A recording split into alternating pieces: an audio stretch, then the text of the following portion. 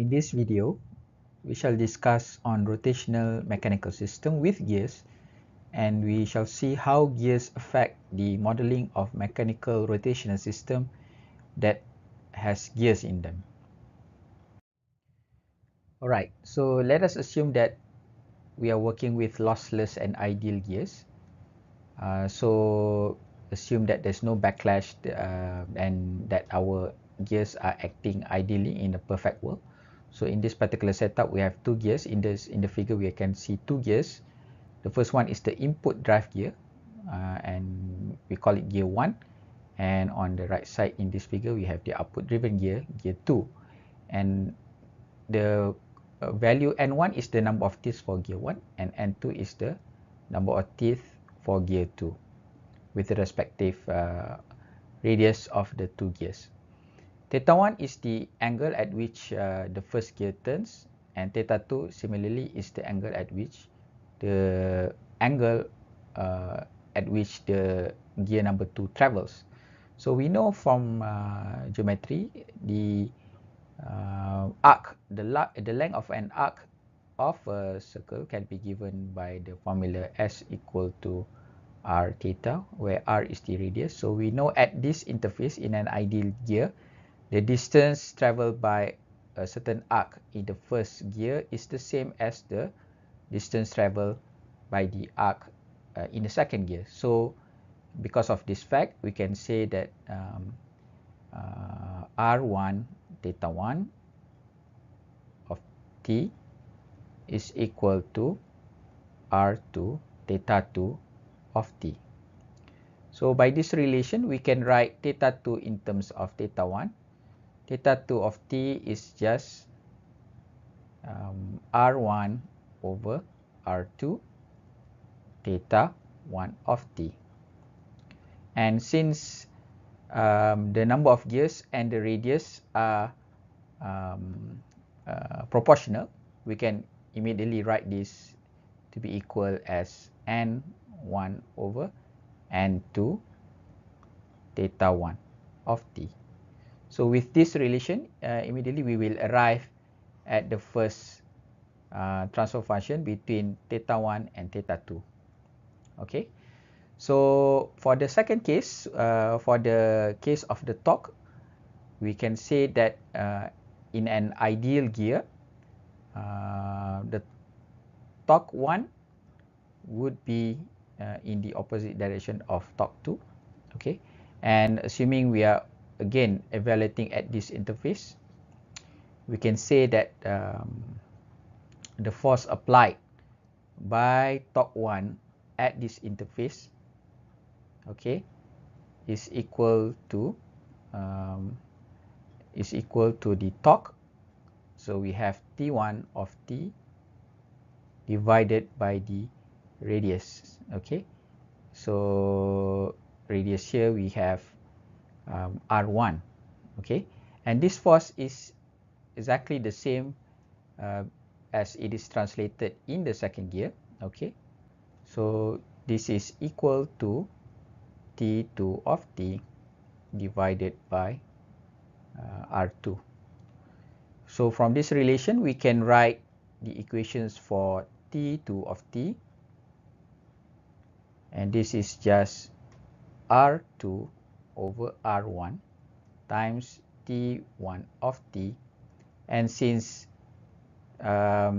radius and the number of gears are proportional to each other, we can immediately write a relation for T2 of t to be n2 over n1 times T1 of t. So from this relation, we can immediately arrive at this transfer function between T1 and T2. Okay, now we shall see how we can use these two relations in order to translate or reflect torques and also impedances from one axis to another. So let us take figure A. In this particular setup, we have two rotational axes. One is theta 1, another one is theta 2, and we are applying a certain torque T1 here at the first axis, the first rotational axis at theta 1, and this axis is connected to a gear with the input gear having the n1 number of teeth and also the output gear having n2 number of teeth. And the output gear is connected to the second rotational axis, theta 2, and it is then connected to a rotational inertia J. And at the end, we have the rotational damper with a constant D and also a rotational spring. So first, let us see how we can simplify or we can equate the system described in A into B. So basically, A and B are similar systems. We call it as equivalent systems.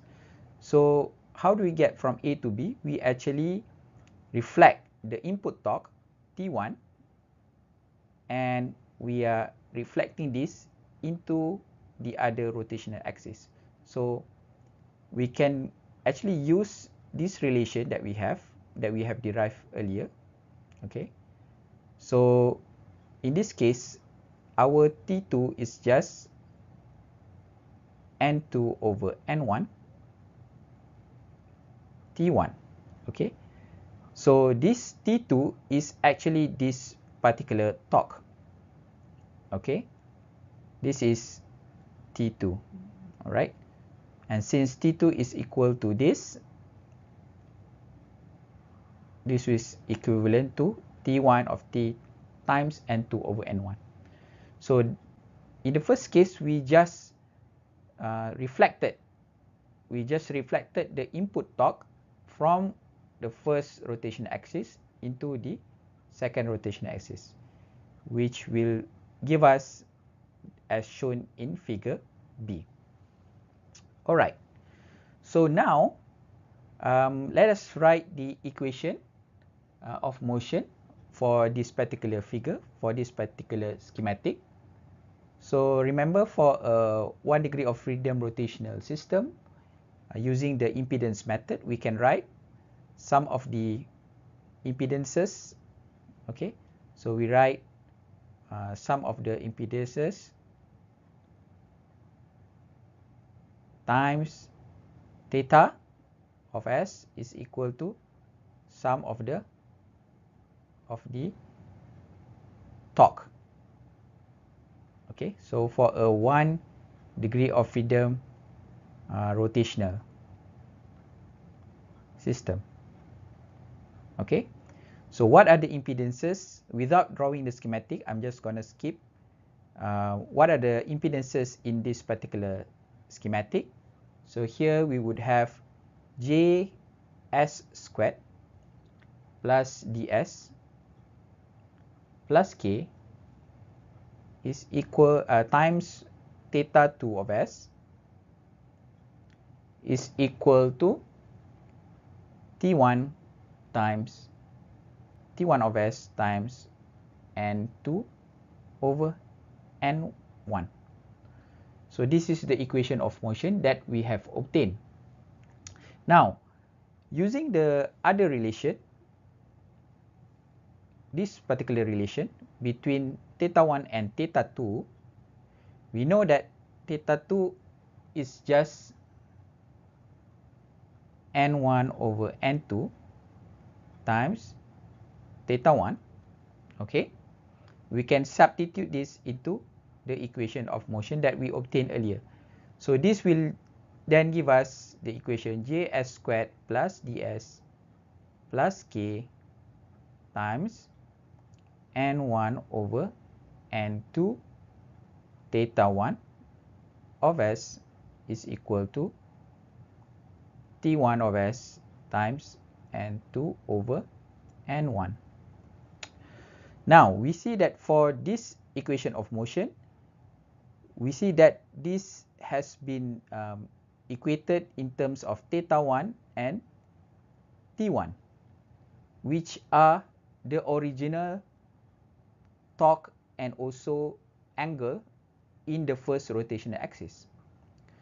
So we can also write this equation can then further be simplified. Okay, so bringing this n2 over n1 to the left hand side will then give us the equation j times n1 over n2 squared s squared plus d times n 1 over n2 squared s plus k n1 over n2 squared,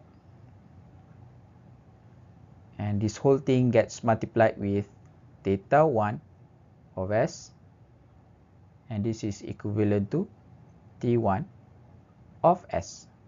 Okay, so after bringing this term to the left hand side, we have obtained this particular equation, and we see that we have written the equations of motion in terms of theta 1 and t1. So this is actually equivalent. This suggests that the equivalent system can also be written in the original in the input axis, rotation axis theta 1. Okay, and we see that if we write everything, or it is as if that the equivalent system in figure A, as if that we have bring J, the impedances, all the impedances in the output axis, which are J, D, and also K. We have brought it into the rotational axis of theta 1. So if we see from the equations, we see that if we brought the impedances, we brought the impedances J, D, and K into the axis of theta 1, we see that the impedances will change through a certain ratio, which is this particular ratio. We see that J in the output system gets reflected with this factor, D also the same factor, and K with the same factor. So we can then generalize this result with this following statement. So for rotational mechanical impedances, so assume or for all mechanical impedances, they can be reflected through gear trains by multiplying it with the multiplying the mechanical impedance with this particular ratio. So this ratio is the number of teeth of gear on the destination shaft over the number of teeth of gear on the source shaft, and this quotient is squared. Okay, where the impedance is attached to the source and it is being reflected to the destination shaft. Okay, so we see in the previous example, this is the first figure. This first figure is actually equivalent to figure C.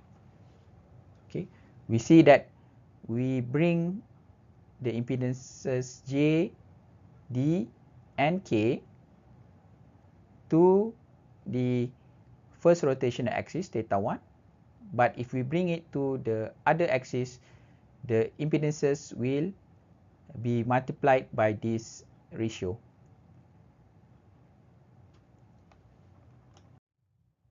Okay, let's further our understanding with the help of an example. So let's say we have this figure A, a rotational mechanical system with gears. Okay, so we see that there are two inertial J1 and also J2, and they are connected with an interface of a gear N1 and N2.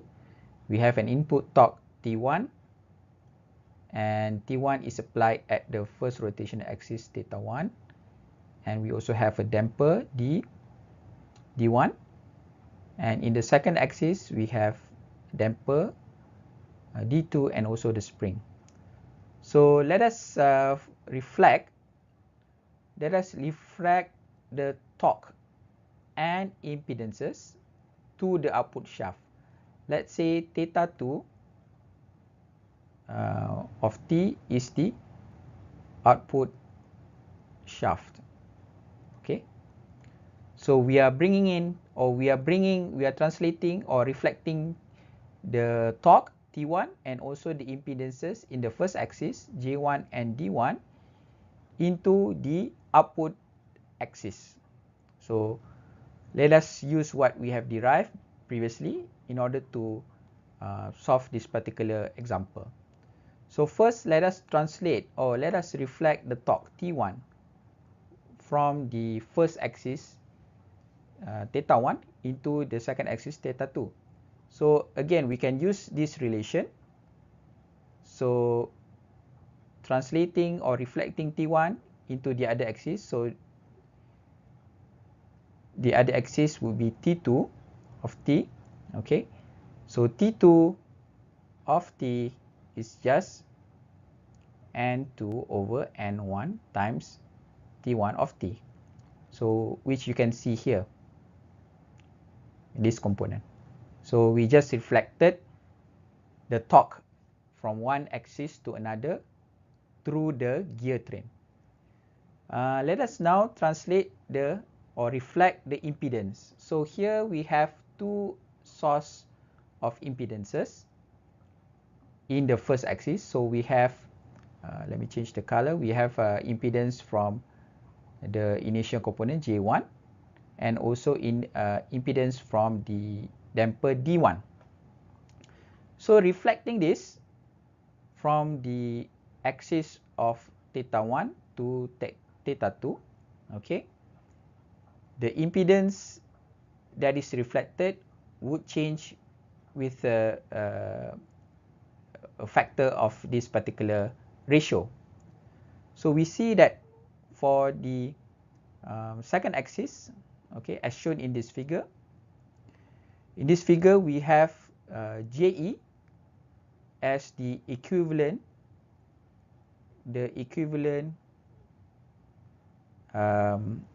inertia. DE is the equivalent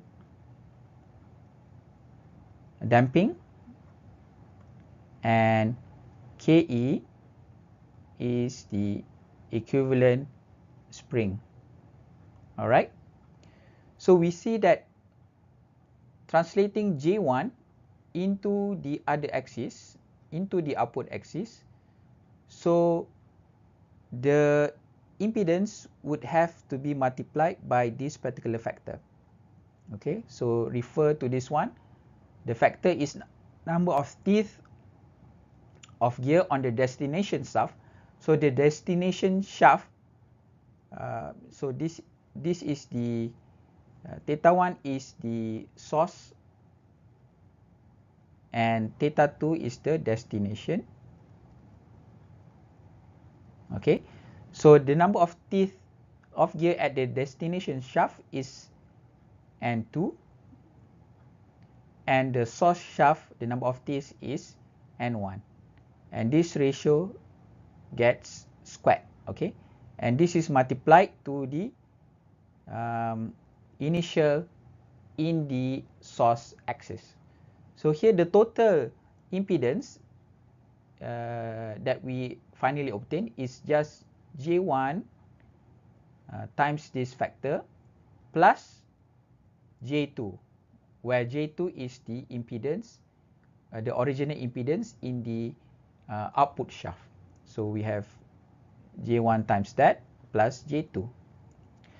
Okay, similarly for the impedance from the damping, so we have impedance over here. So translating this impedance from theta 1 axis to theta 2, so the impedance will become this term here. The original impedance D1 in the source axis multiplied number of teeth at the destination shaft N2 divided by the source shaft, and this term gets squared, plus D2, which is the original impedance in the output shaft. So we have translated these two impedances from one axis to another. So finally, this is the equivalent system, and we can then write the equation of motion for this system. So the equation of motion, we can then write, okay, remember the equation, sum of the impedances times the rotational axis. So here theta 2 of s is equal to sum of the torque. Okay. So what are the impedances acting on the second axis? So we have JE S squared plus DE S plus KE, and this gets multiplied to theta 2 of S, and this is equal to the sum of the torque. So in this case, the torque would be N2 over N1 times T1 of S. Okay, so we will arrive at this particular equations. Can we then write the transfer function? What is this transfer function? G of S. We want to find theta 2 of S over T1 of S. So this is equal to N2 over N1 divided by JES squared plus DES plus KE, where JE is JE, DE and KE are defined in this particular equations. So we have DE, KE and also JE, the equivalent impedances for this particular system. So this is how you can use the relations in order to reflect rotational system that has gears in them.